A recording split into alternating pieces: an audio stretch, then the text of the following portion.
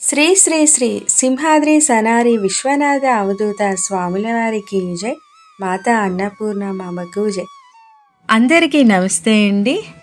ఈరోజు మీ అందరితో ఒక చిన్న మాట చెప్పాలి. శ్రీ సనారి సంవాదం నేను ఈ మధ్య స్టార్ట్ చేశాను కదా.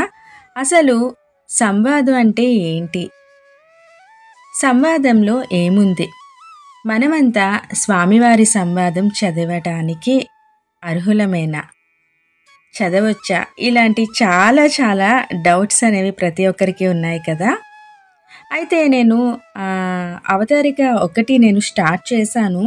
అయినప్పటికీ ఇంకొంచెం మీకు ఒక క్లారిటీ ఇచ్చి క్లుప్తంగా వివరించి తరువాయి భాగాన్ని కొనసాగిద్దామని అయితే నేను ముందుగా ఒక చిన్న వీడియో చేసి పెడుతున్నానండి. కొంచెం జాగ్రత్తగా విని నెక్స్ట్ మీరంతా ఫాలో అవుతారని మనస్ఫూర్తిగా కోరుకుంటున్నాను. శ్రీ శ్రీ శ్రీ మధ్విరాట్ పోతులూరు వీర బ్రహ్మేంద్ర స్వాముల వారు తన కాలజ్ఞానం ద్వారా భూత భవిష్యత్తు వర్తమానాలు ఎన్నిటినో లోక కళ్యాణార్థమై ముందుగానే తెలియజేసి హెచ్చరించారు. అలా స్వాముల వారు కాలజ్ఞానంలో గోవింద వాక్యములలో ఒక విషయం తెలియజేశారు. అది ఏమిటంటే, విశ్వంబులో విశ్వనాథ అవధూతయను ఒకడు పుట్టేనుమా, తాను శాశ్వతంగా ఉండేనని పలికేనుమా, శివగోవింద గోవింద హరిగోవింద గోవింద అని గోవింద వాక్యాలలో తెలియజేసినారు. అలా స్వాముల వారు తెలియజేసిన ప్రకారంగా శ్రీకాకుళం డిస్టిక్ పాలకొండలో సనారి విశ్వనాథ అవధూత స్వాముల వారు జన్మించారు. ఎన్నో ఎన్నో మహిమలను చూపించారు, ఇప్పటికే చూపిస్తూనే ఉన్నారు. శ్రీశైలం కదలి వనములో నిర్బీజ సమాధిలో ఉన్నారు. ఇప్పటికీ తన భక్తుల వద్దకు తానే స్వయంగా వచ్చి దర్శన భాగ్యం కలిగిస్తున్నారు. ఇలా స్వామివారి దర్శన భాగ్యం పొందిన వారు చాలామందినే ఉన్నారు. కానీ ఆ స్వామిని పట్టుకోవడం మానవతరమా? మనుబ్రహ్మ అయిన శివుడే సనారి విశ్వనాథ అవధూతగా వచ్చాడు. ఇప్పటికీ ఉన్నాడు, ఎప్పటికీ ఉంటాడు.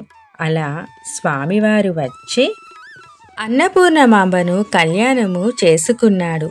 అన్నపూర్ణమాంబ సాక్షాత్ పార్వతీ అంశయే, నారీ సమేతంగా ఉన్నాడు కాబట్టి సనారి అయ్యాడు.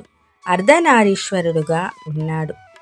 ఒకనాడు అన్నపూర్ణమాంబ సనారి వారిని కొన్ని ప్రశ్నలు లోక కళ్యాణార్థము కొరకు అడుగగా ఆ ప్రశ్నలకు సనారి వారు జవాబులు తెలియజేశారు.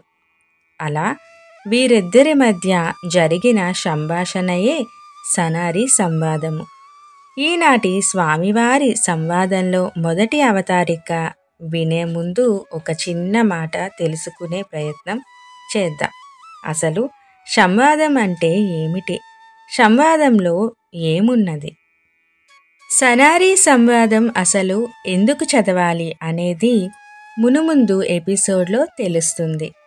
ఈ సంవాదంలో యంత్ర మంత్ర తంత్ర వాద వేద రస హఠ యోగ వైద్య మూలిక ఇలా ఎన్నింటినో సృష్టి రహస్యాలను తెలియజేశారు.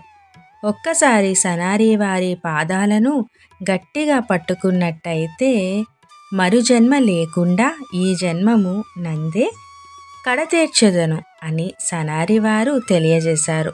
పూర్వజన్మ సుకృతము ఉంటే గాని ఈ సంవాదము మన కంట పడదు, చెవిన వినపడదు.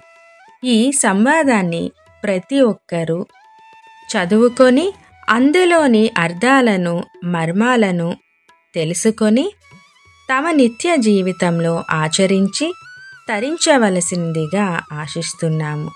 ఈ సంవాదములోని శ్లోకాలు కఠినతరంగా ఉన్నాయి కాబట్టి అందరూ ఈ గ్రంథాన్ని చదవడం సాధ్యపడక పక్కన పెడుతున్నారు.